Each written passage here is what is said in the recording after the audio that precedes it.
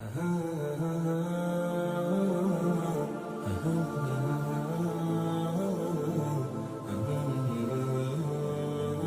کیا وجہ تھی کہ اللہ تبارک و تعالیٰ نے حضور علیہ الصلوۃ والسلام کو بیت اللہ کے بجائے مسجد حرام سے مسجد اقصیٰ کا سفر کروایا، اور مسجد اقصیٰ میں جو ہے وہ حضور علیہ الصلوۃ والسلام کو امامت کا شرف عطا کیا گیا؟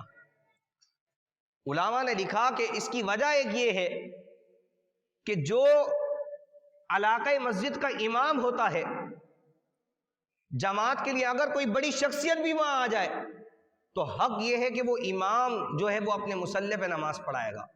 اس کی اجازت کے بغیر کوئی دوسرا اس کے مصلی پہ کھڑا نہیں ہو سکتا ہے۔ اگر حضور علیہ الصلوۃ والسلام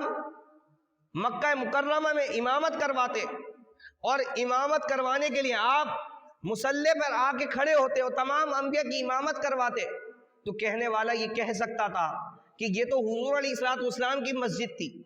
یہ تو حضور یہاں کے امام تھے، اس لیے حضور علیہ الصلوۃ والسلام نے تمام انبیاء کی امامت کروائی ہے۔ اللہ تبارک و تعالی نے غیر مقام پر حضور علیہ الصلوۃ والسلام کو بلایا، اس مقام پہ کہ جہاں حضور علیہ الصلوۃ والسلام اپنی ظاہری حیات میں کبھی گئے نہیں تھے۔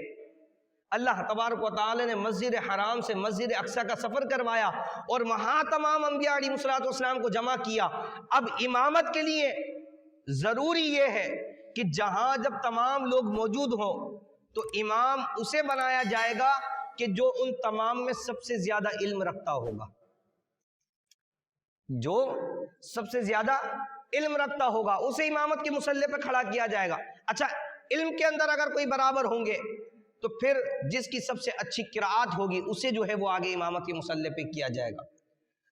یا جو امامت کے مسائل جانتا ہوگا اسے امامت کے مصلی پہ کھڑا کیا جائے گا۔ تو اللہ تبارک و تعالی نے اپنے پیارے حبیب صلی اللہ تعالی علیہ وسلم کو معراج کی رات مسجد حرام سے مسجد اقصیٰ کا سفر کروایا، اور مسجد اقصیٰ میں جب امامت کی بات آئی تو حضور علیہ الصلوۃ والسلام کو امامت کے مصلی پہ کھڑا کر کے یہ بتا دیا کہ حضرت آدم سے لے کے حضرت عیسیٰ تک جتنے بھی تمام نبی آئے، تمام نبیوں کے سردار احمد مصطفیٰ صلی اللہ تعالی علیہ وسلم کی ذات گرامی ہے۔